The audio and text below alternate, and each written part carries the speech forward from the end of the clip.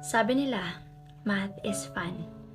May fanira ng buhay, nakakamatay, nakakabobo, nakaka-perfect zero.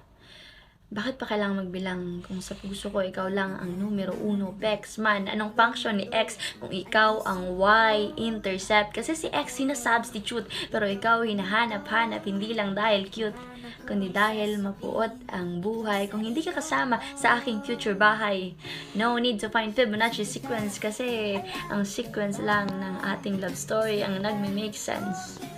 Hindi hanap-hanapin ang scene. Pero wag mo lang dagdagan dahil baka magaya ka ng asawa ni Lot na naging asin. Hindi na rin kailangan si Person R para malamang there is a significant relationship between the two of us.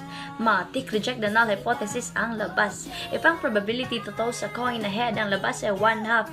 Ang probability na aking masapak, iyang lumalandi sa iyo ay 100% ligwak. Tumpak. Ang sabi nila na pareho lang kayo ni calculus. Kapag nakikita ko ay aba nanghihina ang tuhod at hiningay na uubos.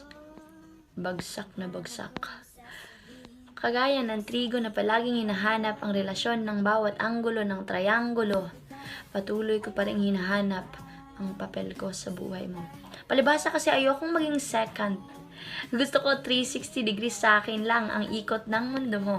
Hindi ito mathematical expression, ito ay confession na kagaya ng math.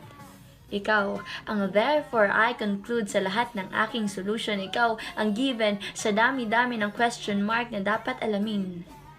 At kung si Archimedes ang ama ng matematika, pues, ang ama ng mga anak ko bukas makalawa ay ikaw, walang iba. Alam mo ba?